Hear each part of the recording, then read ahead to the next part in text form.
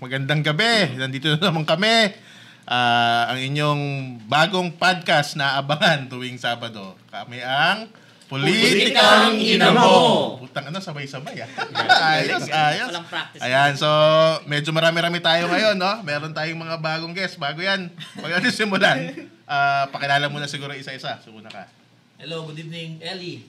Ang inyong paboritong kupal. Welcome sa Politikang Inamo, Luzon, Visayas, Mindanao, and all over the world. Not kayo sa amin. Jen. Jen Montes, Partido Socialista. Yan. Wow. Partido na yung guest na. Partido. Di ko lang ba't ako naging special. Because you're a special Ano ang friend. gagawa ko? You're special to us. Dinampot mo. Okay, si Mark. So, hello ulit sa inyong lahat. Ako si Mark. Yun na lang. Napaka-anonymous. Hindi na buong pang... Magandang gabi sa lahat. Jose Cotada po. Perspektiba mula sa probinsya. Ayun. Mabuhay mga taga-probinsya. Mabuhay, Ma'am Jose. Buwagin ang provincial rate. So, ano bang topic natin ngayon? Na pag-usapan natin kanina, di ba, yung legislative process. Dami kasi ngayon, alam niyo ang news ngayon, parang sobrang dami tungkol doon sa mga hearing sa Kongreso at Senado. Oo, dami. Di ba? Ang dami. Parang hindi na nga ata nanonood ng telenovela mga tao. Bagsak ratings ng Senado na lang, no? Wala na yung Netflix, lugi na. Lugi na. Senado novela na lang, no? Senado serye. Saka Congress serye. Congress serye. So yun, so gusto nating ilinaw lang sa ating mga viewers, no? Ano ba talaga yung mga ginagawa nitong mga kongresista at saka senador natin diyan sa Kongreso at Senado, no? Yun. So, sinong gusto magsimula? Elijah. Ako na. Ikaw attorney dito. Wala naman kayo masyadong alam sa legal process technicalities. Congress, pero magandang pag-usapan yan. Magandang pag-usapan yan. Ano ang trabaho ng Legislative Kongreso? Kongreso. Diba? Kasi maraming tao, Kongreso equals ayuda. Ayuda. Nakakuha ka bang ayuda? Hindi pa nga eh. Wala ko rin. Kaya maganda mailinaw natin yan. Eh, no? Naalala ko yung kay Cayetano, yung 10K na ayudan. Ano talaga ang trabaho nila? Naambunan ba kayo? Hindi, itignan muna natin ano ba nakasulat sa batas. Torny, ikaw naman ang nag-aral ng batas dito. Hindi, sa Kongreso Senado, ibig sabihin niya yung legislative department. Ang ano kasi niyan, dalawa lang talaga ang role ng mga congressman at senador. Una, gumawa ng batas. Pangalawa, yung tinatawag na oversight function. Ano ibig sabihin ng oversight? Siyempre, pag gumawa sila ng batas, kailangan masiguro nila na yung batas na ginagawa nila natutupad ng mga departamento. Yung budget na kanilang ipinapasa, ginagastos ng tama. Para na rin, makakuha sila ng mga tips, no? Kung paano gumawa pa ng mas magagandang batas. Yun yung tinatawag na in aid of legislation. Yung hilig nilang gamitin yan in aid of legislation. Power pala talaga nila. Power nila. High school pala ako naririnig. Hindi ko alam ibig sabihin. In aid of legislation. Alam ko lang basta gagawin. Okay, Attorney, pasok ba sa ano nila? Pasok sa trabaho nila yung budget. Yun ba yung budget, batas din yun? Hindi, batas din yun. Yung ano na yan. Okay, maganda. Yung budget process na yan. Dadagdagan ko sinasabi ni attorney kasi batay sa ginagawa nila parang sekundaryo lang yung sinabi ni attorney. Yung pangunahin ginagawa nila ayon sa kanila ay constituency work which means vote preservation, vote gating. Parang patronage politics. Yung ginagawa ng DSWD, ng DOL, na dapat ay nasa DOL at lahat ng mga agencies ay sila gumagawa. In fact, sila yung kumukontrol doon sa budgeting ng mga agencies, DPWH. Yung congressman yan Hawak nila yung mga district engineers. Diba? Agree. Walang iba. Para may pasok yung ano nila, yung budget nila. Yung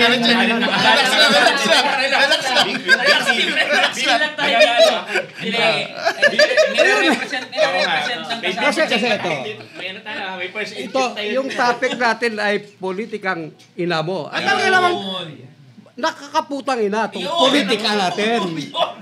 Biruin mo. Saan ka nakakita na naging kalakaran, naging standard? Tama. Yung nakawan, SOP ang tawag yun Kickback. Standard. Standard na yun sa Pilipinas. Sabi nga hapon, your politicians rob you. Ayun. Nire-represent ng ating guest yung galit talaga ng mga Yun. Hindi lang taga-probinsya. Ay, galit ako. Kahit ako, taga-NCR, galit ako eh. Ako ay hashtag fight the system. Ayun, tama. Diba? Numero 1 trabaho ng congressman, gumawa ng kalsada. Putang inang yan. Kaya nga, lagi nang gumawa, di ba? Sinisira, ginagawa ulit. O teka, chill lang. Pero walang yan, hindi nagsasalita yan sa Congress. Tama. So malinaw na hindi trabaho ng mga congressman mamigay ng ayuda, gumawa ng kalsada, 'di ba? Ang kanilang trabaho lang dapat gumawa ng batas tapos siguraduhin na yung batas na ginagawa nila ay pinapatupad, no? Ano bang nangyayari ngayon sa Congress? Ano sa Senate, sa mga napapanood nyo? Ano ngayon? na, Detective Conan, nagaganap na. Nag-iimbestiga na sila. Ano ba mga ngayon? Mga Hindi naman ganyan kasaya ang drama, ang komedya. Kung hindi election season.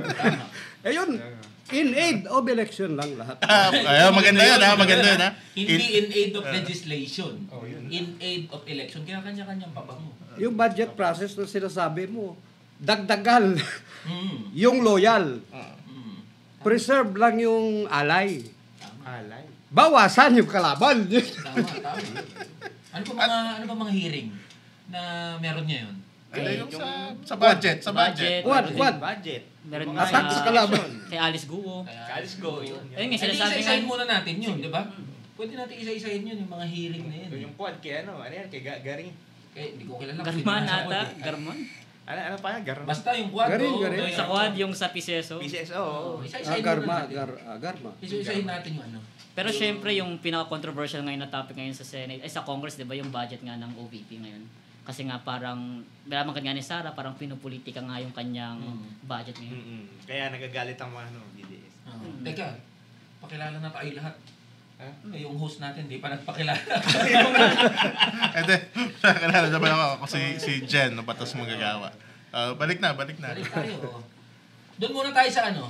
Kasi ito popular na pinag-uusapan yung sa OBP na budget. Nagtatag sa akin sa TikTok. Ang OBP ba, pag wala zero budget, ano ba talaga mangyayari? Ewan ko. Ano Diba, ba trabaho? Ano ba ang mandato ng opisina Yun nga, ng OBP? di ba't assist dapat sa President? Doon ka tumingin daw sa akin, Direko. Di ba't assist? Di ba't assist sa Actually, Di ba pag-assist sa presidente ang original yung yun ang pagkakaintindi ko Spare tire. Hindi naman spare tire. Hindi, spare tire talaga. Hindi. Spare tire. Spare tire nakalagay. May spare tire Hindi, nakalagay hindi. sa Constitution. Ayun lang yung Basta pag common- yung presidente, Substitute. wala na, ba? incapacitated. Incapacitated, Tegi na, function. incapacitated, wala nang kapasidad ayun na, si Vice. Siguro explain muna natin yung budget process. Ayan. Ayan. Para lang alam nung mga viewers natin kung ano ba talaga yung ano na yan. Yung paano ginagawa ang budget. Kasi isa yan doon sa mga tinatawag natin yung responsibilidad ng mga congressman at senador. No? Isa, kasi yung budget na yan, batas yan, ang tawag dyan, General Appropriations Act. No, GAA ang tawag nila dyan. No? Yan yung isa sa pinaka-importanting pieces of legislation na nilalabas. Taon-taon yan. Taon-taon naglalabas ng GAA. So, ang nagiging budget process dyan, una, manggagaling muna yan sa mga departamento. Yung mga departamento, Department of Education, Department of National Defense, etc. Lahat yan, naghahanda sila ng ano bang kailangan nila para sa next year na budget. No? So, kung ano mga programa ang mga nakalinya sa kanila, tapos isasabit nila lahat yan sa Department of Budget and Management, DBM. Si DBM, pagsasama-samahin niya lahat yan. Yung pinagsama-samang budget ng lahat ng departamento ng buong gobyerno, ang tawag dyan, yung National Expenditure Program o NEP. Tapos yung NEP na yan, ipapasa niyan sa Kongreso. Yung Kongreso, unang magiging tawag nila dyan, tawag nila General Appropriations Bill. So, bill muna yan. GAB. No? Tapos, dadaan yan sa Kongreso, dadaan sa Senado, yan, maghihiring.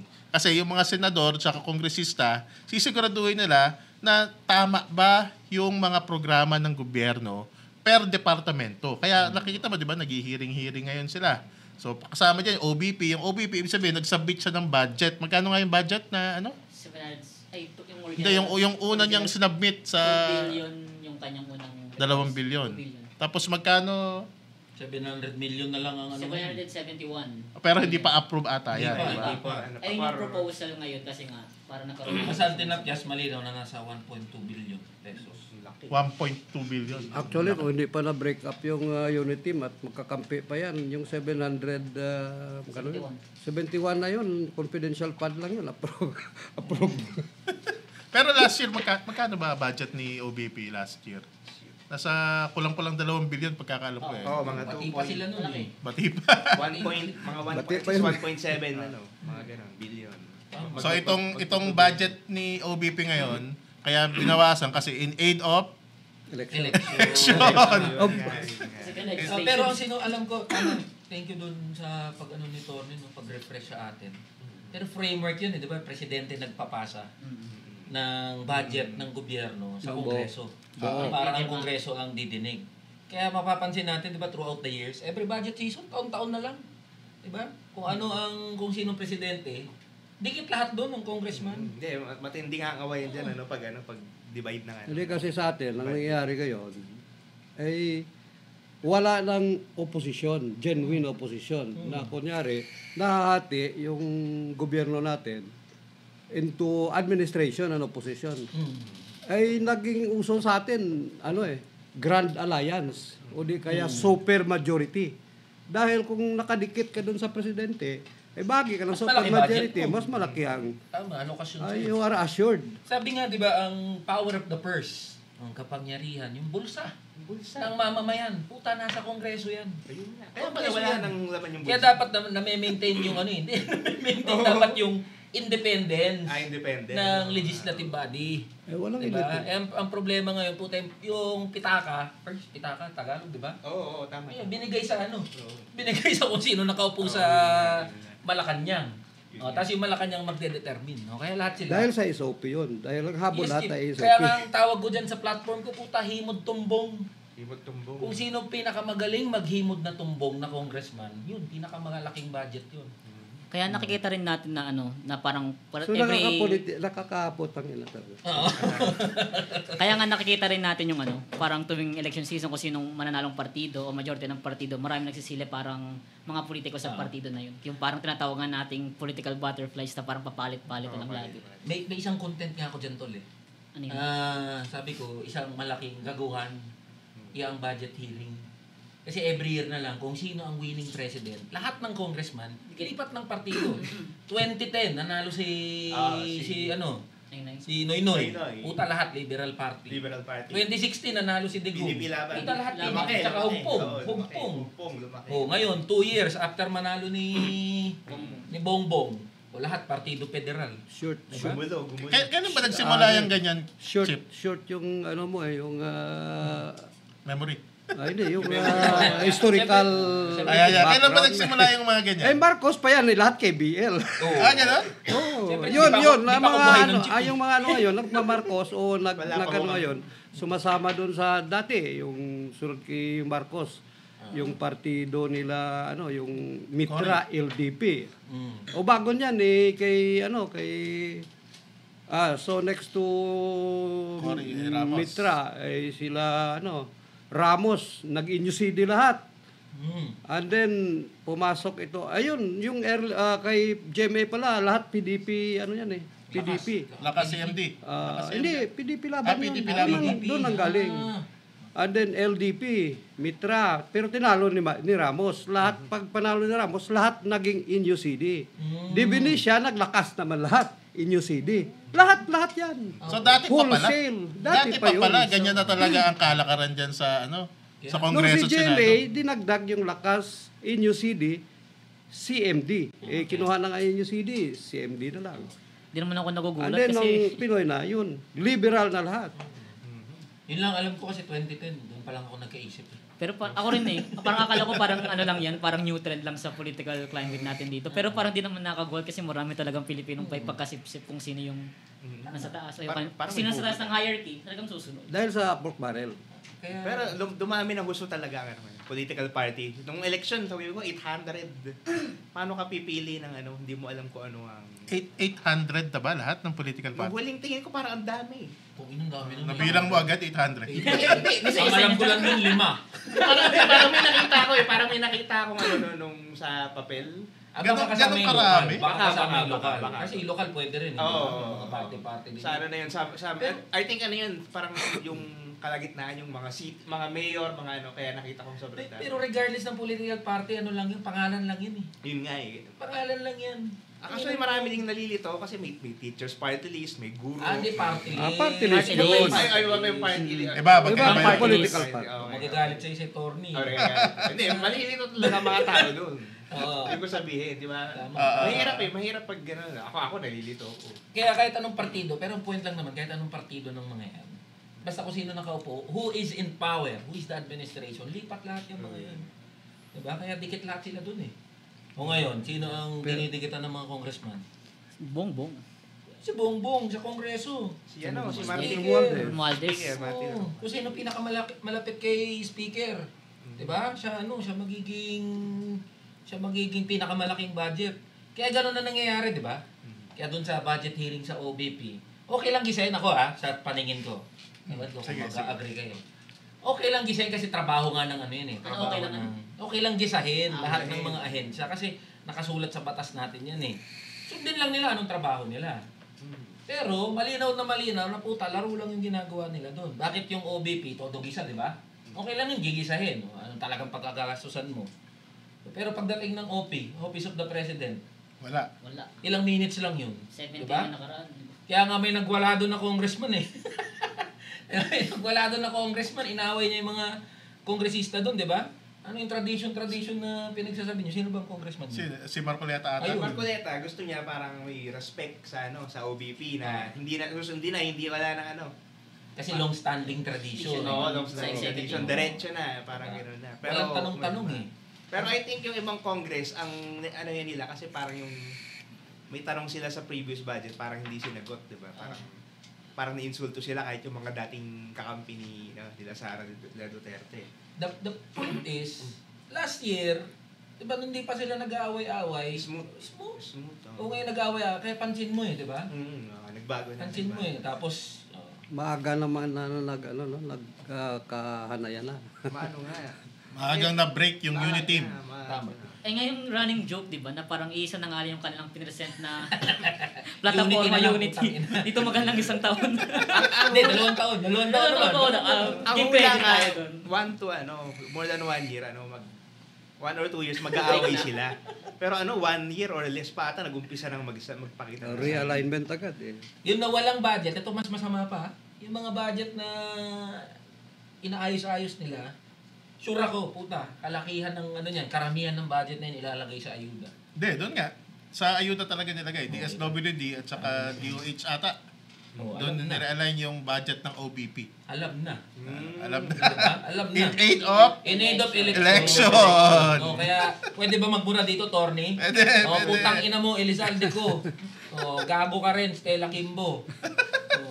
Mga kayo, mga pangunahin kayo. Relax. Hindi, napasa ni. Hindi, pero overall, kung tingnan mo, kung pagsama-samahin mo yung mga budget ng bawat agencies, yung pinakamalaki talaga ay yung infra. Build. Malaki. Kasi doon sigurado may kalakaran na doon na siyempre lahat naman may commission yan may SOP naman yan, mga supplies, lahat. Pero itong mga contracts talaga, yung sinasabi mo ba sa TikTok. Yung serviceable pa na mga daan ay sinisira na. Yun uso yan sa probinsya, talagang ganun. Hindi. Kahit dito sa Metro Manila, Ni isang buwan ay hindi naging smooth yung takbo ng buong highway dahil hindi natapos yung repairs. Yung ko lang yung halimbawa yung 2 kilometro o 5 kilometro. Let's say it has a budget of let's say 50 million or 100 million. I-suspend mo lang dahil pa naman maganda pa naman, maayos pa naman yung daan. I-suspend mo lang ng 1 year at i-reserve yung 100 million para sa Next year. for next year.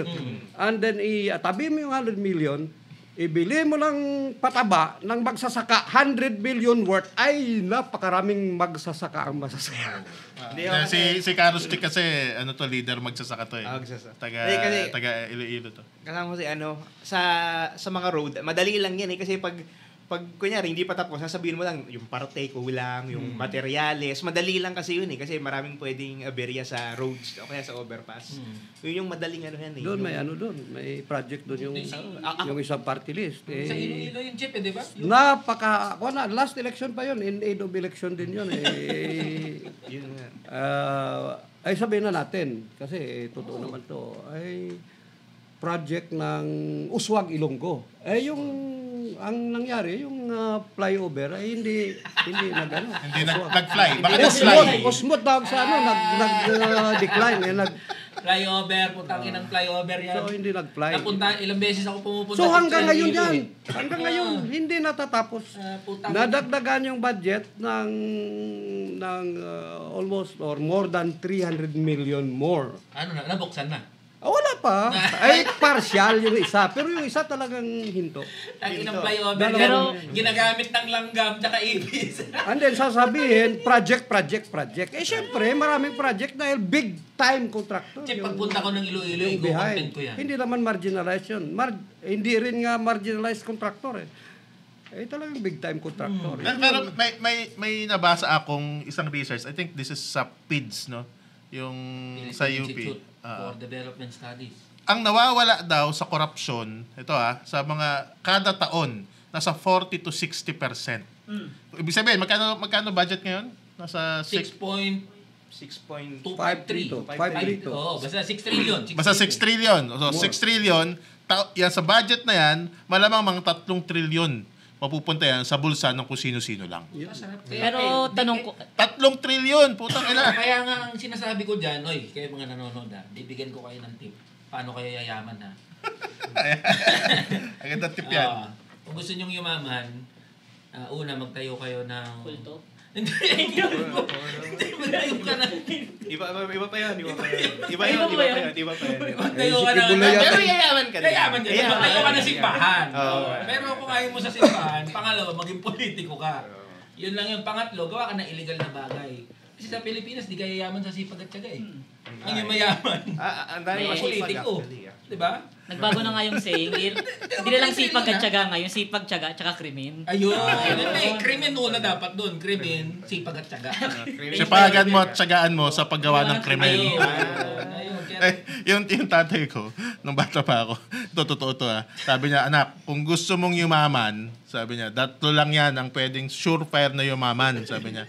Una, sabi niya, maging gambling lord ka. Pangalawa, maging drug lord.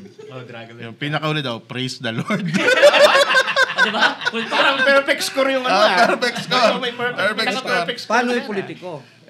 Yung politiko, pangapat. Ano tawag doon? Doon may utang na loob yung politiko. Sa tatlong yun.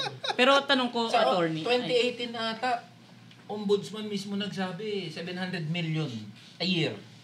Pero mas mababa pala Mababa yun. yun. Mababa. And yung Hindi, PIDS yung Hindi nabasa. sa amin doon, eyewitness account to. Yung daan may sira. Pinost ko yun sa Facebook. Mga nasa less than 20 meters. Yun. At kalahati lang ng daan. So, ni-repair yun. Kadami ka na. Sinira At saka, lahat. Sinira lahat. hindi naman. Siyempre sinila both sides na pero half lang yung Ngayon medyo may bahagi na mataas. So may konting embankment. So pero tiningnan ko at pinicturean yung karatula na pinopost ng DPWH. The budget is 9.2 million. 20 meters, less than 20 meters. Tingin mo chip masyadong malaki yun. Ay, hindi nga abot ng 1 million yung Oo, kita nyo. Putang ina mo, DPWH, baliktad utak Pero mo. tanong ko, attorney, since nabanggit nyo yung sa oversight kanina, nag-a-apply rin ba yung oversight parating sa mismong pag ginagawa na yung mga project na Oo nga. na-propose nila? Oo, actually. And for example, sabihin natin sa mga, yung sa ginawa ni Elijah na content na yung footbridge na walang, Foot lang. Foot. Foot lang. hindi wala bang klaseng level of enforcement yung Congress dun sa gano'n? Walang penalty sa mga contractors? Meron actually. Kaya nga, di ba, mapapansin mo, minsan may mga congressman, buwibisita yan doon sa mga pinapagawa nilang kalsada, multipurpose building, flyover, buwibisita yan. Pero normally, picture lang yan eh. Tama. Part ng oversight nila yon na yung budget na nilaan nila doon sa kanilang distrito ay natutupad ng DPWH. Kasi ang implementor niyan, hindi naman congressman eh. DPWH normally. No? So, i-oversight nila yan. Minsan, ocular nila yan, o kaya papatawag nila yung district engineer sa kongreso, o ano na ba ang progress niyan? Ganun ang ano. Kasabot ba nila dyan yung mga kapitan, gano'n, Pwede mo mayor? kasabot yung term. Ba't di mo Yun gagamitin ang term yung yun? dapat na Kasosyo na lang. ginagawa. Diba, kasabot ba yun? Yung mayor tsaka... Ang problema, Meron may mga nakokowa na nga. Mayor na. Hindi, paano mo mapapatupad yung project? Yun nga, paano mapapatupad yung project? Diba, from the Ano yung congressman yung assurance? budget? May pirma lahat nun. Pipirmahan ng kapitan, ng mayor, kapag ka malalaking project, I think mga pag 50 million above hanggang governor ang pirma. Ayun. Pag 50 million below, parang hanggang mayor. Kaya tama lang yung pagmumura ko sa mga mayor. Kunyari, tsaka- makaka-receive si barangay na may mga memorandum of Pero- agreement. Ganun. in most cases, hindi naman lang kumikibo na yung mga politiko, yung mga congressman. Dahil hindi pa nag-start, nakuha na nila yung... Pero sabihin natin porsyento pumirma nila. sa memorandum of agreement tayo pang mga papeles. Kung hindi pa rin napatupad, wala pa kasi ako like Dapat liable sila. Yun nga, natakalagay dun sa dulo ng parang pinirmahan nila. Kung dito maayos ay kulong agad parang gano'n. Hindi, pero mahirap kunyari, memorandum of agreement, di ba? Tapos natapos Hindi yung ba gawain termino mo mo. ba yan? Wala ka nang pakialam. Kunyari, hindi mo na ano yung pera. May ang daming chairman na hindi nagte-turn over ng Papeles? yung ano nila, yung Di ba sa... yung accounting nila sa term nila. Tapos wala, nawawala na lang bigla. Hindi mo na Eh, ano, yun nga, ang tanong ko dyan, parang mabanggit nyo kasi, medyo na-assess na rin ako sa ano eh, pero yung nabanggit nyo nga kasi, di ba, may pipirmahan. Tapos mayroon tayong parang enforcement ng ano dun sa oversight. So, kung may mga ganyan pala, mayroon tayong mga ganyang klase mechanisms dito sa bansa, bakit wala tayo nakikita ng mga contractors or mga politiko na... kasi nga magkakasabot sila. Wala makukulong dyan. Pag nakulong yung isa, puta kanta lahat yun. Kaya protection yan. Si congressman, yung mga bata niya, mga mayor, nagagalit na naman ako dito eh. Ang mga meron, cease and desist order, temporary, maliliit, tapos mga Ano penalty, kunyari mga bawal ka kunyari, alis ka muna sa pwesto saglit, malilipat ka. Kalakaran na yun eh. This is where your taxes go. Ang lalaki ng mukha nila, di ba? Sakto lang yun. This is where your taxes go sa mga politiko. Ang ina niyo, mga congressman. Pero meron namang, in fairness naman, meron namang mga nabablacklist na mga contractor sa DPWH. Meron. Marami actually. Nabablacklist. Kunwari, hindi tinapos yung project o kaya substandard yung ginamit ng mga materials. Binablacklist Yun ni ang blacklist DPWH. mga kalaban Okay nila lang yun. kung sabi natin na blacklist, what's stopping those, nung may-ari ng kumpanya ng tayo pa ng isang kumpanya at sila rin yung kukuha? Wala actually. Wala. Eh, yung loophole dun. Kunyari, shell company lang yung sabihin natin. Ba-blacklist nila yung Blacklist kalaban sila nila. yun, ito naman. Kasi yung pagba-blacklist, part din yun ng legitimacy. At least may sinusunod para ipakita na may sinusunod kami, nagba-blacklist kami. So, pero artificial lang yung mga ganong klaseng blacklist. for sake of legitimacy. Hindi naman tayo pinanganak kahapon. Oo, hindi naman. Paano lang yun? Paulit-ulit yun. Kaya, putang ina yan. Kalsada. Boss. Eh yung sabi mo, this is where your taxes go. Dapat nakalagay dyan, this is how you are being fried in your own oil. Ayun. No, nakikinig kayo mga boss. Daming quotable quotes si Chip pa. Parang inipon niya yung galit. Siyempre, experience and throughout the years. Hindi, Nakita lahat ni Chip Rustic, lahat ng Chip Rustic yung First time ko to nag-podcast sa age ng internet kasi noon spokesman din tayo lagi tayo sa radyo lagi tayo sa TV noon yun ngayon internet na medyo podcast Kaya pa. pinakadehado. Bala ko nga mag-vlog High-tech na. Ang pinakadehado at the end of the day, mga manggagawa at saka mamamayan. Putang ina sinasabi ko nga eh. Maiging kurakutin na lang nila diretso yung pondo. Hindi yung babakbakin pa yung daan. yun Pero issue pa sa tao. yun TV presyo review, talaga TV review with extra steps kasi. Yan na yung nararamdaman ko pag may nakikita kong gawa naman na daan. Tapos babakbakin, putang ina mo congressman, ibulsa mo na lang lahat. Kaysa may traffic dito, puking ina. Yun nga yung dapat kumpanya nila. Wala kang problema, bigyan natin. double expense yan double Yun ang expense kampanya. gagastusan mo yung bakbak yung demolition gagastusan mo yung construction Ibulsa nyo na lang. Pero pag criminal ka, parang give credit Kasi sa pag ganun binunsan na lang, ay wala di sira. perwisyo Walang sira. Ayos eh. Everybody happy. Wala nang next time.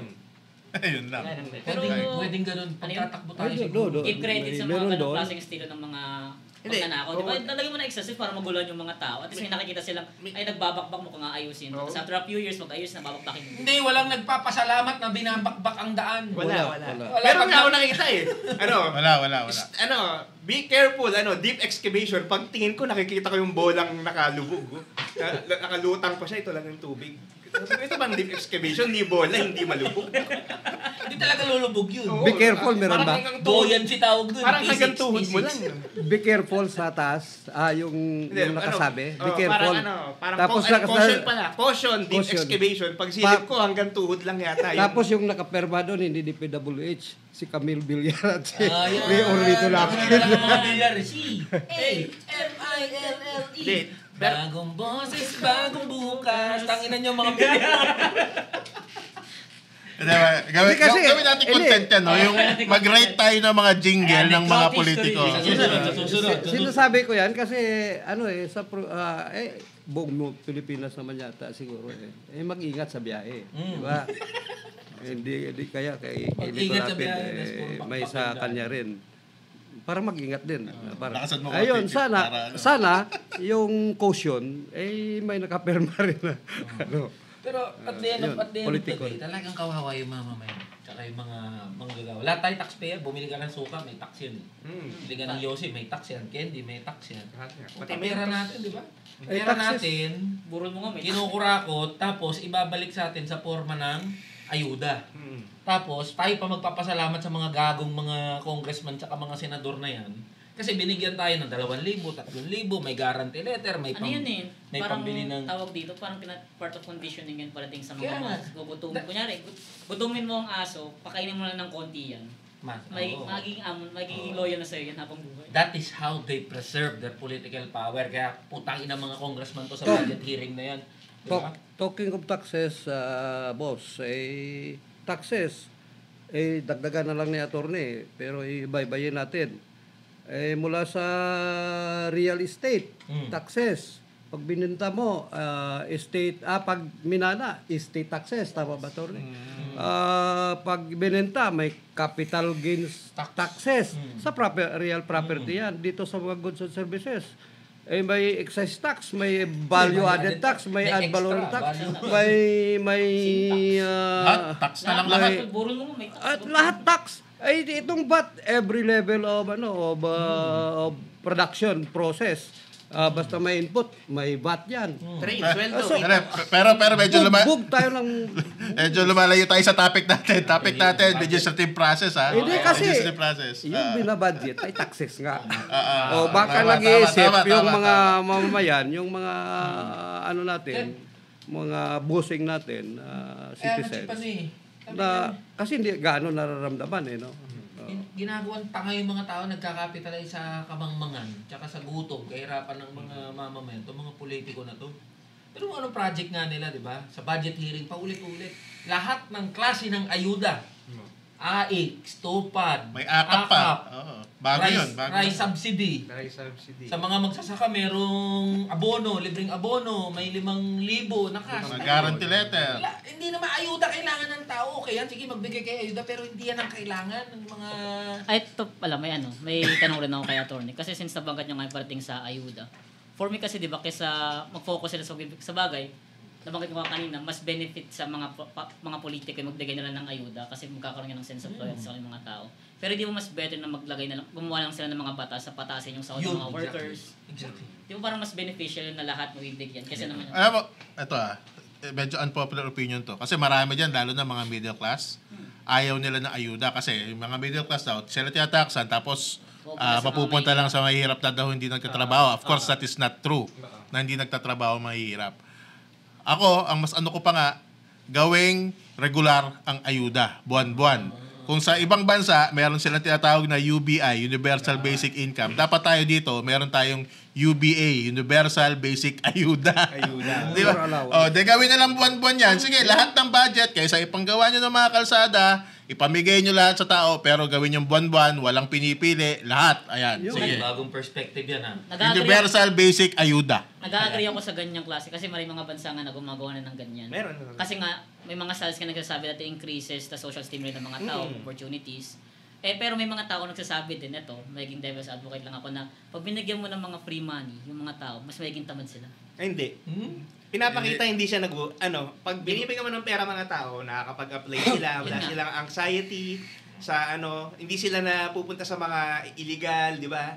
Kasi hindi ka mababahala kung anong kakainin mo sa susunod na araw. Tama. Hindi ka kinakabahan sa kung paano papaaralin, anong pagkain kinabukasan, di ba? So yung sinasabi ni attorney, yung ayuda, maganda yun. Kulang pa nga yung ayuda natin, dapat nga mas mataas pa. Naalala ko Basta hindi lang na politikahan. Naalala ko yung parang isang analogy ng isang economist yung parating sa sapatos.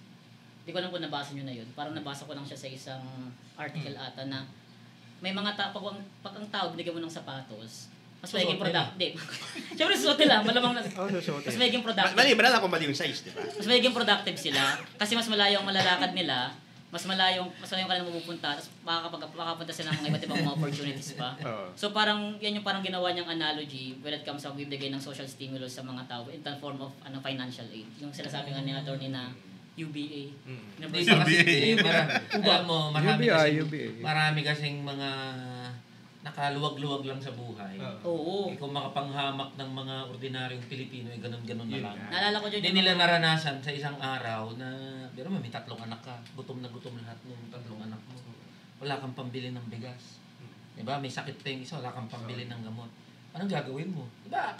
Hahawak ka na lang talaga sa pag-asa, kapit sa patalim, na may magbibigay ng tulong, pera, sa'yo. Diba? Kaya hindi lang naman yung simpleng absence of cash or money, yung poverty. Poverty is when you are being stripped away dun sa power to make decisions.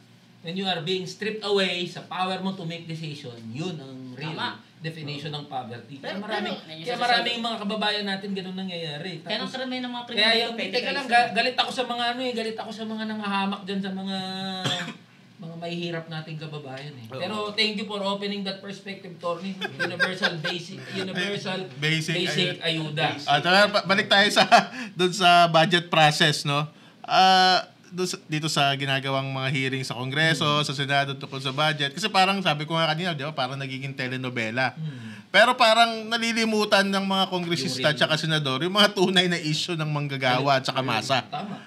Diba, ano na nangyari kaya doon sa 150 pesos across the board wage increase na legislated? Ano nangyari? May alam ka ba? Torny, yan? Pasado na sa Senado yan, ha? O kayo mga manggagawa, lalong-lalo na... Yung 100. O yung 100 legislated wage increase na panukala, 150 yan eh. 150. Mga labor groups. Pero Pumasa na sa Senado, third reading, 100 pesos ba yung chip? 100 sa Senado. Pesos. O di bola na ngayon ng bola na ng Kongreso. 150 sa Kongreso eh. Hindi gumugulong sa Kongreso. Tapos, ang putang inang Dole Secretary, ito galit na galit din ako dito eh. Kay Benny Laguesma, hoy, matandang unggoy na Benny Laguesma, gago ka ha.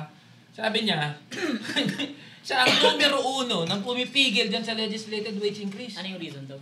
If you're going to implement a legislated wage increase, babagsak daw yung ekonomiya natin. Millions of jobs will be, will be put in danger, will be lost. Kaninong argument yon? Argument ng ECOP yun. Employers Confederation of the Philippines. Grupo ng pinakamalalaking mga negosyante. Ikaw, Benny Laguesma, kanino ka ba talaga nagsasalita? Department of, sabi ko to sa, ang dami kong video nito sa TikTok eh. Department of Labor and Employer. Yan, si Benny Laguesma. Numero 1 yan. Pero nung nakaraan, medyo nag-tone down. Siguro nasaktan. Kasi milyong-milyong manggagawa pumuputakti sa kanya eh. Nag-tone down siya, sabi niya, hindi naman daw siya pipigil sa legislated wage increase. Pero may kabig eh. Malamang di siya congressman o senador. Secretary lang siya eh. May kabig siya. Ang kabig niya, ang trabaho nila bilang Dole is to give advice. Diba? Technical advice sa mga congressman. No? Sort of saying na tutol pa rin kami dyan. Pero tawag dito, in a form of advice.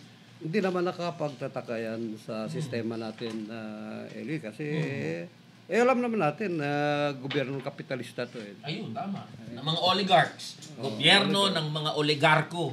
Yan, So, tayo. between the demand of the workers at yung Direct pressure yung natin, ng kapitalista, talagang sa kapitalista makikinig yun. So, Pero nainis ako sa ganong klaseng argument yung binanggit ni Ellie. Pag nakakaroon ako ng discussion online parating sa mga parang pro-businesses daw, ganyan. Na pag tinaasan yung wage, pag tinaasan daw yung sahod ng mga workers, aalis daw yung mga businesses, marami daw magiging layoff. May sagot ako dyan. Hindi kasi sa macroeconomics, usapin rin naman ng ano yan ng stimulus Yung nga, stimulus na. Ibig sabihin, you increase the demand. No. Chip, ang sinasabi nila dito sa legislated wage increase, tutol daw sila ganun. Kailan ba nagkaroon ng huling legislated wage increase? 1989. So walang study na pagtutuntungan yung mga gagong ekonomista na yan. Nasasabihin nila, grabe ang epekto sa ekonomiya. 1989, yung Wage Rationalization Act. 89 pesos yun. Ang pinaka nila, focus nila. Hindi May sa mga research big nga tayo na businesses, yung sa mga pinagbabatayan Sa mga sa mga small businesses to talaga yung pinaka-maapekto pag pinataasan mo yung mga sahod. Sagutin ko yan. Pero ang sagot ko dyan, kung wala pala silang kapital para magpakasahod, wala silang tayo ng negosyo in the first place.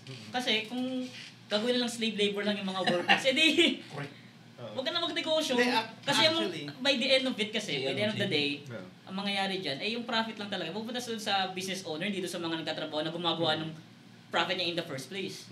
Actually, yung sinasabi mo, may time na ano yan. Ngayon kasi pag sinabi mong ganyan, di ba, parang radical ka. Pero may time na ano siya parang common sense. Yung pag sinabing, okay, wala ka pa ng pampasahod sa ano mo, hindi, wala kang, magsara ka na. Kaya nga. May ibang lilipat dyan. May magbubukas ng business, may yung mga manggagawa mo, sila yung magtatrabaho, iikot yung pera. Hindi naman yun radical Ano yung common sense yun? Common sense, wala kang pera, huwag ka magnegosyo. Isang negosyante yun noon. Pero, ang radical, yung sinasabi nila ngayon na, hindi, tataasan yung sweldo ko, paano na yung mga negosyante? Sa ano lang yun? Yun ang totoong radikal. yung sinasabi natin, common sense yun, hindi yun radikal. Ang akin nga, di ba? I like you. Yung mga I like that. Yung mga pro-biz, di ba, parang yung mga fan na fan ni Adam sila, yung idea of competition. Kung di mo kaya makapag-compete, natural natural occurrence na yun sa social world natin na mamatay ka. Sa kapitalismo yun. Yan, Kaya ginagamit yung argument nila Kung favor kayo sa business as competition at fan kayo ni Adam Smith, kung di nyo kaya makipag-compete, then die off. Ganun lang yun Hindi, ganun yun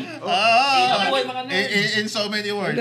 Pero yun yung concept ng competition nila pero correct ko sila, hindi ako naniniwalang fan sila ni Adam Smith kasi sinasabi ni Adam Smith may ayaw rin niya sa may mga for business tayo pero yung mga roads, yung mga basic necessities ng tao, education, tsaka water, tsaka hindi yan part ng business. Ayan ang part ng government. Natural, Sinabi ni Adam Smith natural yun. utilities Yung mga nagsasabing fan sila ni Adam Smith pero hindi nila alam yung part na yun. Hindi nila binasa Hindi nga sila binasa. Hindi nila binasa. Kung alam nila, kinikritik din yung mga modern age capitalism si Adam Smith sa mga works niya. Pero syempre, bakit nakita lang nila yung economic theory niya, di okay. Oo, pag buhay si Adam Smith ngayon, tapos nakita yung mga pinagsasabi nila, magigimbal siya. I-relate Pero natin sa hard data na lang tayo to justify increase sana.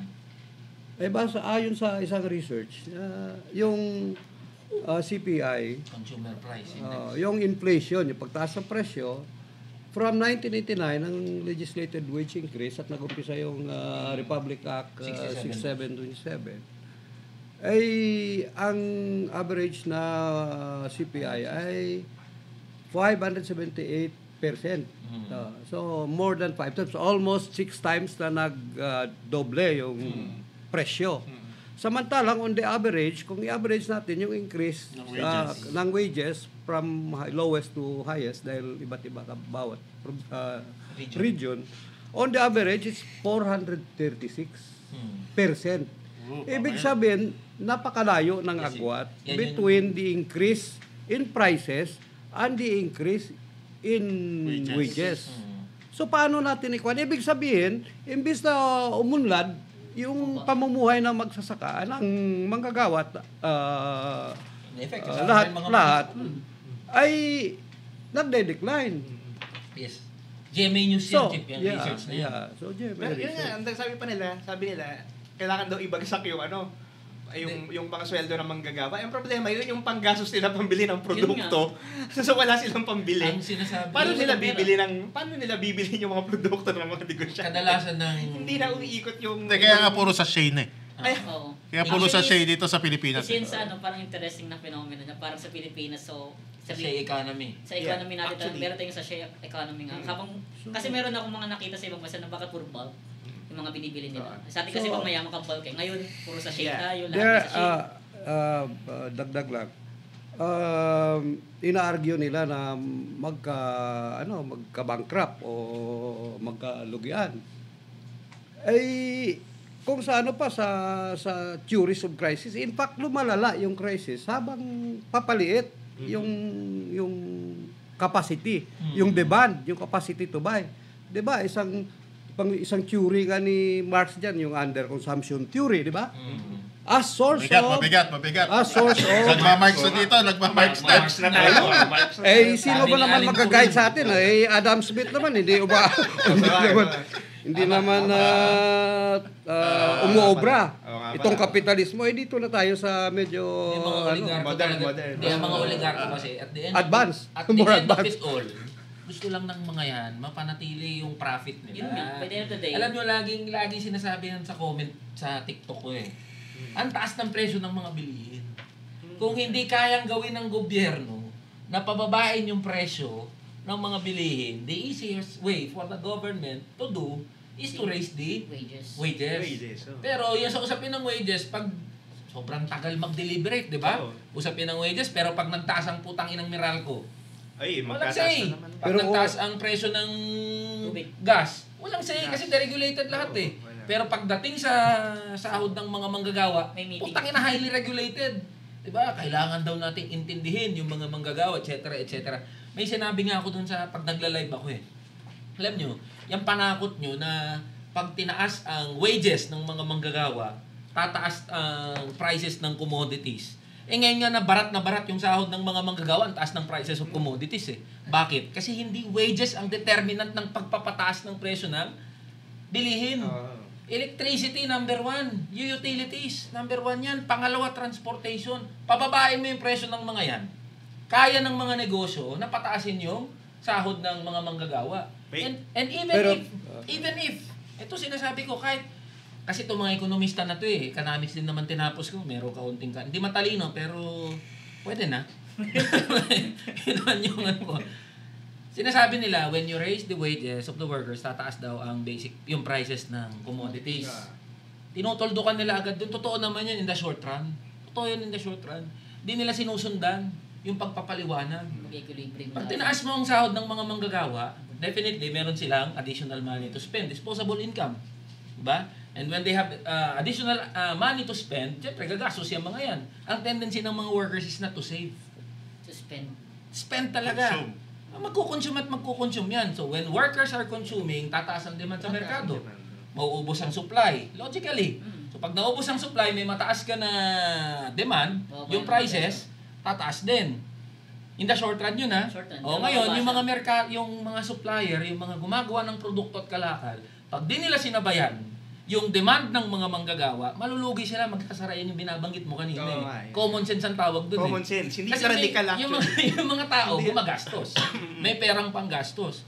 Pag di mo sinabayan yung kapasidad ng mga manggagawa na gumastos, magsasara ka, malulugi ka. So naturally, kung economics na pinag-uusapan natin in the world of assumptions, naturally, yung mga supplier, they are forced to supply.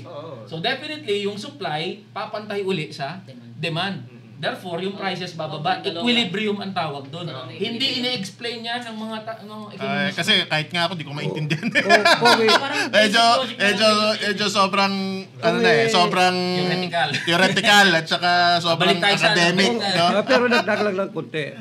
Tingnan natin historically. Di ba sinasabi na after the war may long boom of capitalism. Yung umunlad yung kapitalismo. Yun na. Ano ba ang isang factor doon? Dahil napakalakas ng labor movement. Na siyempre yung wages matataas. Yung benefits marami. Yung social security of the workers. Isang factor 'yon. Ay kay Mandel naman 'yon na yung long wave theory. Long period of boom and long period crisis. So before the war may long crisis. Yung nagkagira nga Pero after the war, nagka-boom. natural progression. Ayun. Boom. At kasabay noon, doon yung malakas na labor movement. Habang ngayon, puro crisis na lang. Yun nga. Ngayon, crisis na crisis dahil Wala nang mga labor. pinipiga yung Kasabay nga. purchasing power. Yung Anyway, masyadong theoretical na yan, no? History. Ano na tayo? Ano lang, Masarap na ano tayo, Alam mo, napapasarap yung usapan masarap natin kasi eh. ang Stolly. Ngayon, hindi na Smirnoff. Stolly. Baka naman. Baka naman. Baka naman. So, balik tayo doon sa legislative process, no? Yung, Pag-Shally, So- Pino. sabi ko kanina yun. Sabi ko kanina, di ba, isa doon sa mga kapangyarihan din at saka responsibilidad ng mga congressman, senador, yung tinatawag nating oversight. Ayun. Sabihin, kailangan nilang sundin, kailangan nilang masigurado na yung kanilang mga batas na ginagawa ay napapatupad ng mga departamento. No? Kaya sila nagpapatawag ng mga resource persons. No? Kaya sila nagkakaroon ng investigation, mga hearing diyan sa Kongreso, Senado. Ano bang mga hearings ngayon diyan sa Kongreso, Alice Senado? Go. Walang kamatayang Alice Go. Alice Go. Alice Go. Sabi nga ni Cynthia, alam mo ito hindi naman sa fully nag-agree ako kay Cynthia. Kay Mami Cynthia. Cynthia Si Villar. Madam Cynthia. Sabi niya, yung mga senador daw tsaka mga congressman nagpapakamatay sa kay Alice Go. Tama naman eh. Puro Alice Go. Ano ba meron diyan kay Alice Go? De, pero, sige, ano bang meron kay Alice Go? Ano ba yung issue para sa mga viewers natin? Yun nga syempre? kasi nga, ang Alice Go, nakalimutan natin, yung meron siyang human trafficking, tapos yung pagsusugal, meron ding related dyan sa mga scam, hindi lang sa China, sa sa Pilipinas din. May mga, yung mga loaning, crypto, tsaka yung mga phishing, mga nabibiktima nun, mga Anong phishing? Parang isda ba yan? Hindi, parang Phishing scam. Phishing scam, parang, Ano nga yun? parang akala mo may trabaho, gagawin mo yung task, tapos pag nagawa mo, imbis na kumita ka, makukuha yung pera mo sa Gcash. May ganyan? May ganun. Sasabihin nila, ilagay mo yung pera mo dito, tapos lalago to. Ilalagay mo naman. Kasi, desperado ka di ba? Magkakabit yung hearing na yan, di ba? Si Alice Go, sino yung Cassandra Ong, Sandra Ong. si Harry Roque. Puro Pogo yan eh. Lahat yan ay sa Pogo. Oy. Tama ba? Ano ba yung issue ng Pogo na yan, Mark? Pero dagdag lang muna doon sa Sige. sa sinabi ni Jed na anong meron kay Alice Go. Yung meron kay Alice Go ay yung pagiging niya suspected Chinese or Chinese Hindi siya Filipino. pagiging Chinese. So Chinese spy. looking at it sa mas malaking picture, larger picture, ay pumapasok na dito yung South China Sea issue, yung anti-China, yung US, maraming at saka na-associate din yan sa context din ng politika. Ay hindi siya dito naka-align sa administrasyon malamang doon yan naka-align sa Doon nga ako nagtataka. No? Bakit na-highlight dyan sa mga hearing sa Senado yung pagka-Chinese ni Alice Go? Yun nga. Diba? Ewan ko ba, ako kay Risa Ontiveros pero bakit doon sila laging bumabanat? Yun nga. Bakit? Hindi naman relevant yun di ba? Kung anong nationality niya, wala naman nationality crimen Lahat naman meron Pero bakit yun ang naano? Kung kupal ka. Yun nga. Mapa-incheck, mapa-Chinese, sorry Pero- derogatory ba yung word na incheck? Medyo, sabi ni. Pero when it comes kasi sa ganyan, yung mga anti-Chinese sentiments, parang matagal na rin kasing embedded yan parang sa Ay, wait. kultura Hindi, ng mga Pilipino. Wait. Hindi ko sinasabing sa parang sa buong kultura, pero yung lately, parang ever since yan nagkaroon ng issue sa mga Chinese, yung sa hostage. Taking yan. Oo. Pero ang nangyari nga kasi ngayon is parang dahil nga lahat ng mga tao concerned sa South China Sea issue ngayon, ay issue- dahil nga ay parang nare-reinforce nga yung ganong klaseng opinion nga pag tinitira ni Madam Risa yung Madam Risa yung pegging Chinese niya. Mas kakaroon siya ng political clout. Aminin mo natin hindi nagkakaroon siya ng attention. Dahil widespread yung Ay, xenophobia widespread na tinatawag. Yun nga Which is, di naman ako nag-agree dun. Tama, nag-spread yung xenophobia. Xenophobia. Yung xenophobia ng mga tao, which is nag-exist talaga deeply sa ibang mga tao. Kasi nga, Dahil- yung mga Chinese negosyante yan, yung mga Chinese, maraming nang discrimination dito. Kaya nga sinasabi ko lagi kahit sa page ko is, yung Filipino, may pagka-racist talaga yan. at saka Wait. Regionally and internationally. Original. Pero ano ko lang ang akin lang, para sa akin, matagal yung matagal bago naging ganyang karihis Pilipino, binomba tayo ng propaganda ng commercial. Kasi alam naman natin, pag pumunta ka, di ba, ng mga Chinese, may mga Chinese tayong kamag-anak di ba? So, nga, lahat tayo. Lahat Duwa apelido ko. Pag may lolo natin Chinese. Pero ang ginawa kasi nila, pinapakita na yung China parang boogeyman yung At saka ang tinagtataka ko sa Pogo, yung Pogo, krimen din yan sa China. Gusto rin ng China na masolve siya. Gusto rin natin masolve. Pwede nga yung maging peace pa sabi niya, isosolve namin to, wag tayong mag-away sa pwedeng bargaining chip pa nga siya, pero hindi nila pinupursue. Kaya nakakataka. Yun nga yung pwedeng pa nila. Actually, naalala ko nung panahon ni Digong, yung Chinese government pa, ang nag-ask sa Duterte government na ipatigil yung mga Pogo na yan kasi bawal. Kasi nabalitaan ko, pag yung mga Pogo na Chinese nationals na nandito, pag daw umuwi ng China yung mga yan, kulong talaga. Kulong at pinupunit daw yung passport na para wag nang makabalik. Kasi nga, bawal sa China yung gambling. Diba meron lang silang zone na pwedeng gambling, Macau lang. Macau lang pwede, pero sa mainland hindi po pwede. Kasi diba? Kasi Torny, ginagamit nga na na issue, political vendetta. Ginagamit ng in aid of election na naman. In aid of election yung administrasyon ngayon. Ginagamit yan pambomba sa kay Digong, sa mga Duterte. When in fact, ang tawag dito, ang offshore gaming, nag-umpisa pa even before Digong's time. Nasan to mga gagong mga congressman na to? Nagsalita ba sila? Regarding that, I'm not justifying what the previous administration did. But if they are true about their conquest and advocacy against offshore gaming, then they should have started it way before. May concern sila sa Chinese offshore gaming dahil nga na-highlight nga yung mga issue ng Pogos dito na Chinese nga. Priority nila is yung mag-hire ng mga Chinese workers. Tapos yung mga issue pa ng mga nawawalang mga tao dahil sa mga deaths ng mga ganyan. Yung may isang film nga, di ba, yung Missing sa Bungero ba yun na which is binan ng MTRC. Pero halimbawa, ako, although na may talagang inherent naman sa Pinoy na may bias against Chinese. May bias against Chinese. Pero recently, dahil dito sa pag-intensify ng geopolitics, Russia, China, kasi tinitingnan ng US talaga na number one threat o number one security threat nila ay China. Ay talagang deliberate. May deliberate efforts talaga. Alam naman natin, yung Pilipinas neo-colony pa rin naman tayo kung hindi politically, culturally. Yun. So talagang pinafan yan against China para dun sa kasi siyempre Pilipinas part ng first island chain in its fight against China. So deliberate effort. Ang maganda nga diyan dito kay Alice Go, hindi pa napag-uusapan, bakit sobrang daming nabiktima ng ganyang sindikato, di ba? Yung gambling loan, mga scam, kasi nga ang daming tao pa rin na mahirap, wala pera. In Poverty. In line with that, Jed, alam mo talo na naman dito. Ang manggagawa uli na nasa crosshair ng banggaan na yan. There are 27 reported, Dole.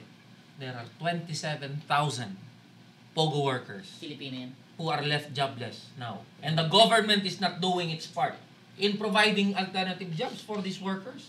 So anong gagawin? Pinasara na. Lahat ng Pogo, di ba? Bahala kayo sa buhay nyo. Ganun na lang. Ganun ang mensahe ng gobyerno. Ganun ang mensahe ng mga gagong mga senador at congressman. Kasi madaling magalit sa kanila. Kasi siyempre siguro nag-call center sila, may mga minura silang tao, di ba? Pero kapit kasi sa patalim yung mga yan. Exactly. Hindi naman sila gagawa ng ganun trabaho kung hindi ka yung walang-wala ka na talaga, parang tinulak na sila sa bangin di ba? Pero kaya yun ang problema. Pero Jed, hindi ako agree doon. Personally to hindi ako agree doon sa hindi dignified jobs yung ginagawa ng mga Pogo workers. How do we define Is there such a thing ba na how do we define dignity in the first place? So these workers, they are forced to take these jobs. This is not a matter of dignified or not dignified. Ano yan? Ginagawa ng mga tao yan para mabuhay sila. To survive. Kaya malinaw na itong Pogo issue na ginaano sa Kongreso, sa Senado, no, hindi ito tungkol sa sugal. Walang pakialam actually yung mga kongresista, senador sa sugal. Ang ano dito, nagpe-play geopolitics, China versus US, tapos local politics, Duterte versus Marcos. Malinaw yun. Kasi kung sugal ang kanilang gustong ipatigil, Noon pa yan. At uunahin nila, ano yung sa GCash?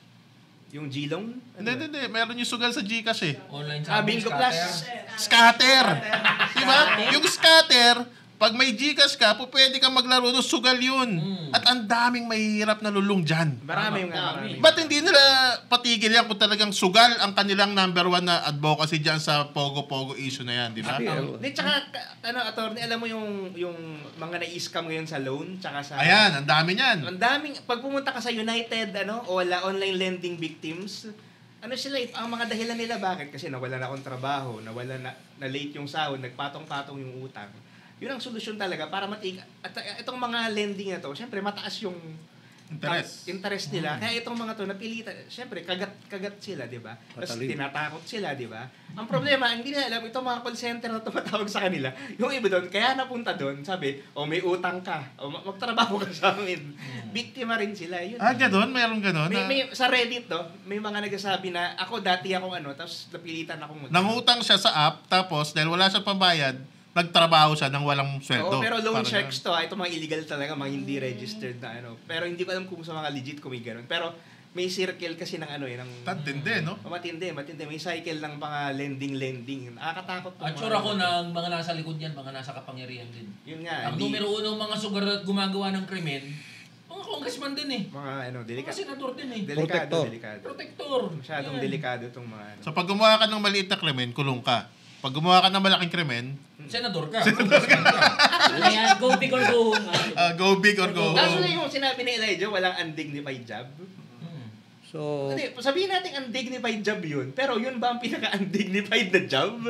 Wala para sa akin, walang... Ang pinaka-undignified na job yung minsan banker, ang dami mong nilokong tao. Ang dami mong binaon. Yari ka sa mga nasa bangko. Hindi ka na Iba naman yun. Iba yung nasa bangko, sa banker. Ay, diba? iba. Kasi yung sabihin natin hindi, kunyari yung issue ng HSBC, di ba? May issue ng HSBC, di ba? Marami siyang napunta sa mga cartel and so on. May mga scam na related din, no? Yun ba, dignified ba yun? yung ako considered sila na dignified kasi sila? Meron Corporate. silang Dahil naka-necktie, naka-coat and tie. Oo, itong mga Pogo workers nang scam din sila. Totoo naman, pero Nang scam din sila? may mga na-scam din sila kasi may mga tinawagan sila, quota nila, di ba? yung biggest bank gambler by the trillions, yung financial market. Oo. Yung Stock market. bonds market, Stock stock market. market. Oo nga. Sugal Ayun. yan eh, sugal. Kunyari, Casino economy yan. kinontrol mo yung stock market. Casino economy. Ang dami mong pinabay. Sabi mo, ito, tataas to within Yung mga hedge funds, yung mga Yun ba, hedge funds managers. Pwede mong i-argue na undignified yun kasi ang dami mong nilokong tao.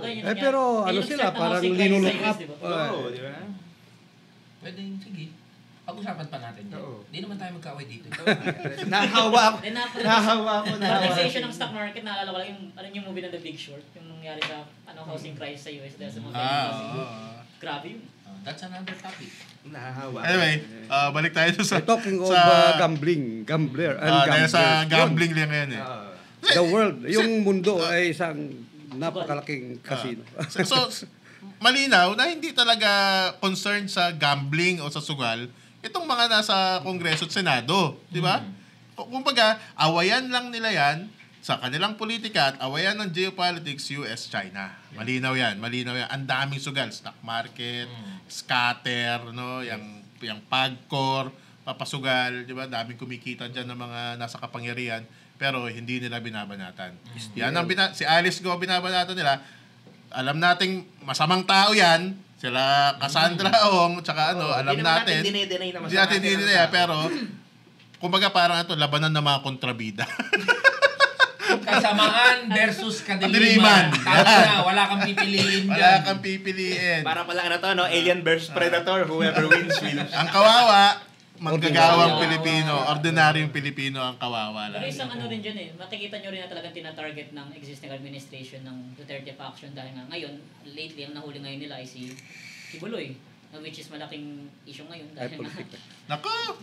Hindi daw nahuli. Correction. Hindi siya nahuli. Sumuko siya, then huli siya. Di ba ganun yun? Kahit ano naman yun di ba? Wait lang, sorry kasi nakikita kong argument nila yun. Hindi siya nahuli, sumuko siya. Di ba pag sumuko siya, uhuli din naman siya. Arrest yun, di ba? Semantics lang yun. Kaya Semantics semantics nga, parang Semantics. kung sumuko siya, nilagyan siya ng posas at dedetain siya. Di ba arrest na yun?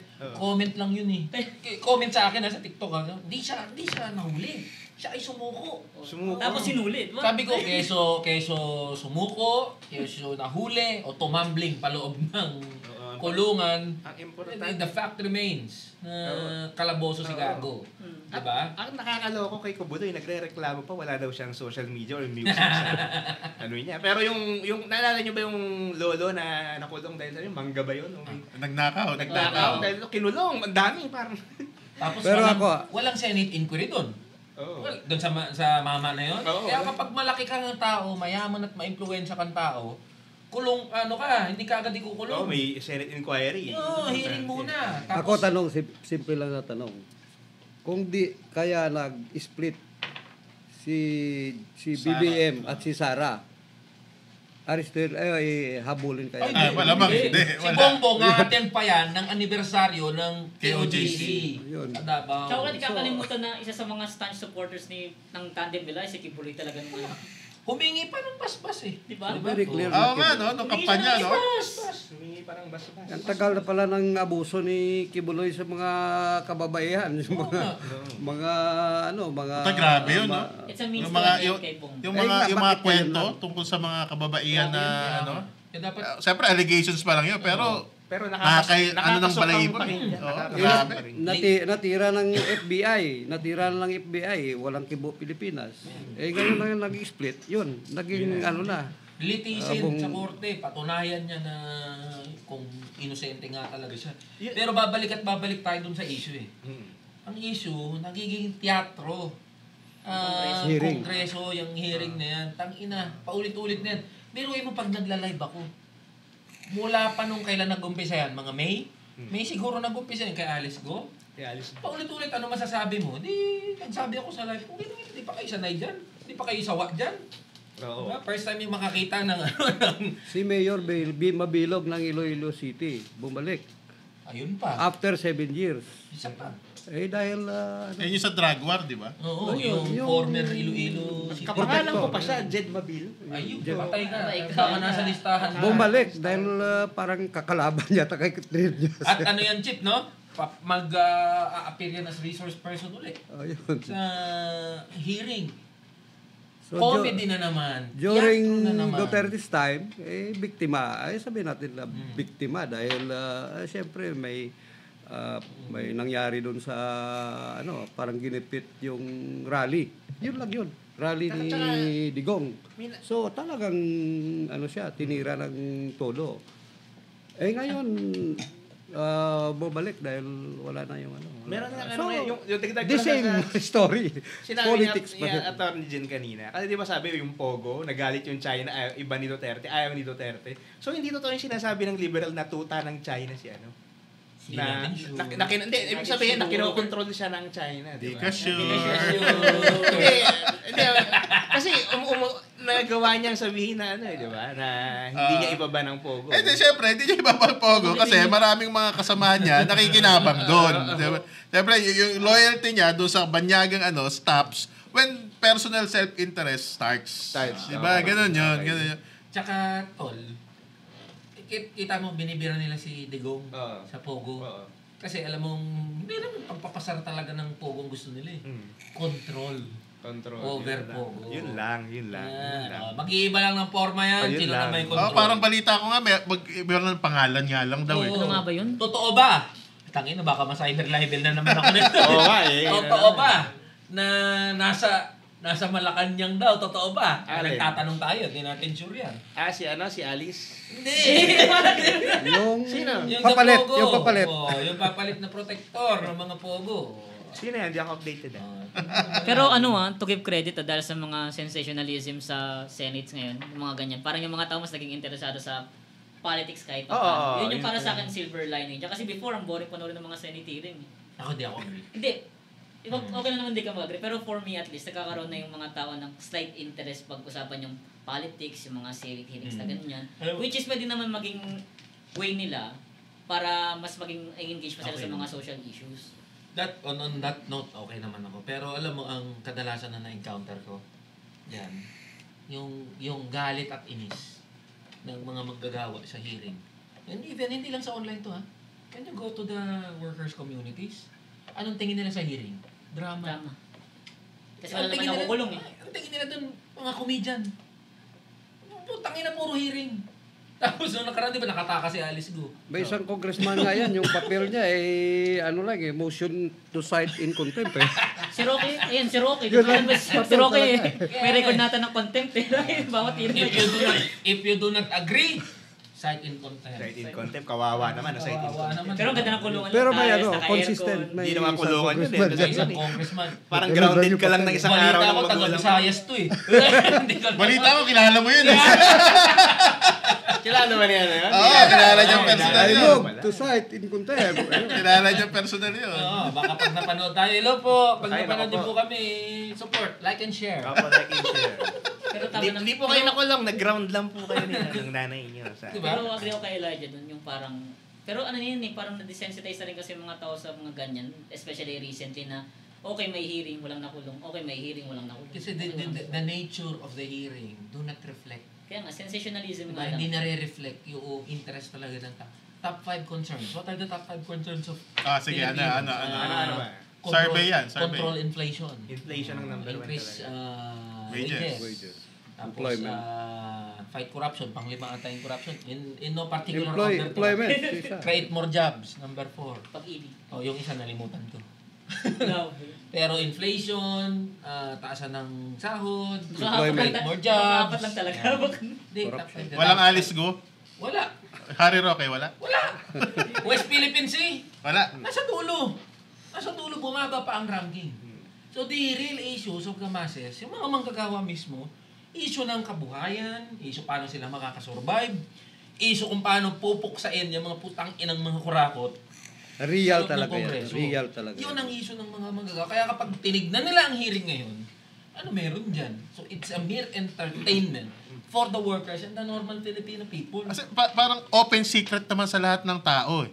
Na itong mga nasa politika, mga politiko, talagang pinagkakitaan lang tayo. Alam yan, di ba? Correct. Di ba? Tama. Alam yan ng tao. Kahit saan kanto ka pupunta, alam yan. Kaya nga, pag pinapanood nila yung mga yan, talagang parang telenovela lang talaga. Mas maganda pa kaysa sa Batang Quiapo. Di ba? Direct, ilang minutes lang kami direct. Kasi ano naman eh. 1 hour. Usapin naman ng Hindi nyo alam. coverage yan. Usapin ng coverage. An opportunity to grandstand, you know. Pero yung isang irony nga dyan, di ba, nabanggit yung dalawa, ni Atty. Tsaka ni Elijah na alam ng mga tao na parang circus lang yan. And sabi ni Atty. na, ang tawag dito, basta yung sinabi ni Atty. Nalimutan, lasing ka na. Lasing ka na. Pero ang akin nga dyan, yung parang irony dyan, is yung parang alam ng mga tao. Pero by the end of the election period, pumoto pa nila yung mga sing ng mga tao. Kasi wala silang option. Wala silang option. Hindi, wala talaga. Hindi. Ang argument ko kasi dyan, parang sinasabi nyo na walang option, yung parang may baril agad na tinututok agad sa Hindi, kanila. Yes. hindi. Yes. Ang sa akin, sabihin natin may ganyang klaseng mga social coercive force sa mga tao para iboto na yung mga pero it starts with hindi naman sila kino-coerce, na-condition sila na iboto yun kasi nga, babalik tayo sa topic nyo, ayuda. Di na ginagawa ng mga departamento na to yung mga trabaho nila. Pupunta sa mga politiko. Naging meme na nga yung kay Cayetano, di ba? Yung 10K ayuda hanggang ngayon hindi pa binibigay. Eh di kung hindi. Conditioning yan eh. It's not being forced. Ano yan, isang product yan ng history natin na to the point na yung mga tao desensitized na sa actual good politicians at umaasa na lang sila ngayon sa mga tao magbibigay sa kanila magkanong Sa dalawang faction ba may good yan? Sa dalawang faction may good. sa Sa dalawang faction. Na naglalaban-laban. Kadiliman at kasamaan. Ay di, yun yung point ng walang choice. Kasi ito, agree ako dun sa sinasabi mo condition. Pero Condition sila and also being forced. Pag pumunta ka ng komunidad, community, workers community, sinong may control dyan, sinong may say dyan? Mga leader, barangay leader, area leader. Totoo yan, Ward totoo yan. leaders. Diba? Ward leaders. Pag di ka bumoto, minsan nga nagbabayad para di ka bumoto eh. Diba? Di ganun. Kahit gusto mong bumoto, kahit gusto mong bumoto, babayaran ka para hindi ka bumoto. Stay put ka na lang sa bahay. Pag pinilit mong bumoto, nakaharang sa mga iskinita. Aabangan ka ng mga guns ng mga yan. So, totoo, I agree. Totoo na they are being conditioned, but at the same time, They're being the situation does not permit them to really make a choice. Because the system is... Parang pagpipilian ka, anong gusto mo, kape o tsaa? Sabihin mo, tsaa, mali. Tsaa. Sabihin mo, mali, kape, di ba? Parang gano'n, di ba? Parang gano'n eh. Anong gusto mo, kape, tsaa? Sabihin mo, tsaa, mali, kape. Parang gano'n yung... Wala ka talagang Wala kang choice. Piniloloko ka lang na may At pag choice pinilit ka. mo, hindi, gusto ko tsaa eh. Wala. Mali nga eh. Mali yung wrong answer. Sabihin sa'yo. Ganun yung... Ayun. May choice ka pero joke lang. Dinastiya dito. Yung kalaban dyan, dinastiya rin. Kurakot din. So, Yeah. Pero tama naman kayo doon. Ang akin lang kasi, which is nag-agree naman ako sa point na merong sabihin nating social conditioning at meron ding talagang coercive na force para hindi sila bumoto o botong mga ganun. Pero parating kasi sa pag ako nakikita ko yung mga botante, kasi baka di nila pa rin binoboto yung yung mga sabihin natin matitinong politiko. Kasi yung pinaka-coercive force talaga yan, kasi gagamitin lang yung term na coercive, is yung conditioning nga dyan. Kasi karamihan ng mga supporters sa Duterte at saka BBM, mga may hirap eh. Kasi medyo mga middle class, hindi. Sabihin natin tama si Karasik na walang kasamaan, kadiliman, o kung ano mang shit ng evil words ang gamitin nyo dyan. Para sa mga tao, dahil yun yung nagbibigay sa kanila ng ayuda, mas maayos pa rin yung kaysa kila Lenny, kaysa kila Larissa. Yun yung kaya nga ang akin, may external coercive force dyan. Pero para sa tao, kung na-condition sila napakatagal na ito lang yung boboto ko, pa rin ang iboboto nila. Magandang topic yan. Sa next topic natin. Next topic. Pwede natin Election, i-rate natin yung mga jingle, tapos pasok natin yung election. Election. Balik tayo doon. Electioneering yun eh. So, kumbaga yan yung wide system ng social engineering sa mga voters eh. Ang dami nating na discuss ngayon, no? Na sumanga-sanga yung ating mga discussion. Maganda. So, siguro magandang topic yung next meeting. Next next meeting tuloy. Next episode natin, yung mga election jingle tapos tungkol sa election. No? Lalo next month na yung di ba? Filing of candidacy, October. Next month na. October 1. Yung inaantay ko nga yung mga magpa-file eh. Ako rin eh. Sandamukal na yung mga tao. Baka biglang mag-file ka, ha? Di ba? Presidente, sabi? Antayin nyo, ha? Mga kababayan. Antayin nyo. Saan man ako abutin, lagi nyo naririnig sa live ko yan. Saan man ako abutin. Basta ikalampag natin ang provincial rate. Barney for president! Barney. Anong kulay natin? Purple. Very good. Uy, may kampanya ka na. I love you. Yun! Kasi love ko yung mga nandito na ang dinosaur. Dinosaur to end dynasty. Dinosaur to end Dynasty. Pwede. Kukunin ko tabi ng Dino team. So anyway, tayo? Next episode natin yan pag-usapan, no? Dami nating na cover ngayon, no? Sana dumoble viewers natin. Sana dumoble, magiging 2. So ayun, paalam tayo siguro. Last words. Ano ba? Last words, pakilala ko lang yung aming Last words. Kumbaga, yung sa Partido Socialista, yun nga, bago kaming grupo. Basically yun, Socialist Party of the Philippines, nagawa na siya dati, hindi siya bagong pangalan. Gusto naman ibigay yung positive naman na yung socialism, wala siyang maging bad meaning, kumbaga. Kasi ang socialism, basically, wala naman siyang pinagkaiba sa konsepto natin ang masyado sa sa bayanihan, tulungan yung mga bawat isa. Common sense na bibigay natin yung tulong sa kapwa natin dahil pag okay tayong lahat, mas magiging maayos yung natin, yung society na tinitirhan natin. And then target din namin yung freedom of speech, practice namin doon, lahat nakakapagsalita, nabibigay opinion, although ang problem nga lang mas matagal pa ngayon dahil kinukuha talaga namin opinion ng lahat. Pero siya, bottom to top siya. Hindi kagaya nito na mula sa taas bagsak lang. Yung mga traditional So talaga. pwede racist words ganun. Bawal. Freedom of speech Bawal racist. Walang cut dito.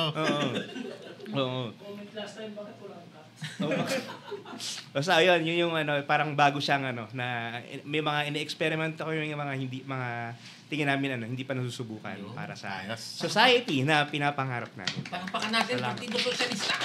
Salamat sa mga kaibigan natin. Salamat sa mga kaibigan natin sa Partido Socialista at kay Chief Jose.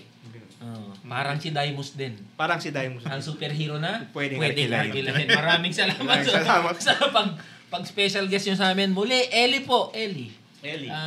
Pag-usapan natin yung mga bagay na di pinag-uusapan. Gaya ng provincial rate. Putang ina, buwagin na yung provincial rate na yan. I-follow nyo po ako sa TikTok, San Fernando Eli. Sa Facebook, Eli San Fernando. Baliktarin nyo lang, pero parehas lang na username yun. At bukasin natin buwagin provincial rate. Kahit saan man mapunta. Ilabas nyo na lahat na ekonomista ng mga NEDA. Taga-NEDA, taga-DOLE. Dedebatihin ko sila lahat. Wow. Panahon na para ipantay ang minimum wage. NCR, Luzon, Visayas, Mindanao. Tapos tangina, naglabasan nga lahat ng ekonomista, no? Next week nandito na. Next week nandito. Sige po, you are welcome. Okay? Okay. Salamat po. Politikang ina nyo. Okay, Mark. Ay, ako ba yung ano ko? Ako rin. Kaya iniday ko. So, ayun. Maraming salamat sa pakikinig sa aming munting podcast. And ako ulit si Mark. And bye-bye po ulit. And see you next week. Dalawang senti mo. Ay, ayoko niyo. Si Chief Jose. Hindi talaga sinadya na nandito ako ngayon. Kaya lang nagkataon. So, maraming salamat sa politikang ina mo. At sabihin ko, ako'y nagagalak na naging bahagi ng itong podcast ngayon na episode. Dahil nakasama ko si Eli. Sinusundan natin to. Eli, batas magagawa. 2 sentimo sa kalye.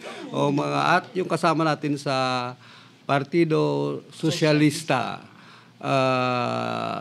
Nararapat lang yung title ng ating programa ng podcast na Politikang Inamot. Dahil talagang putang ina itong politika natin. Buhay! So, ayun. Ako na uli. Ako si Jen, ng Batas Manggagawa. Follow niyo ako, TikTok, YouTube, Facebook. No, at mga iba pang platform. No, maraming salamat sa mga nanood uli, sa aming 2 viewers. Maraming salamat sa inyo at sana panoorin niyo ulit kami sa susunod na linggo para sa isa na namang episode ng Usapang Politikang Ina Mo! Cut!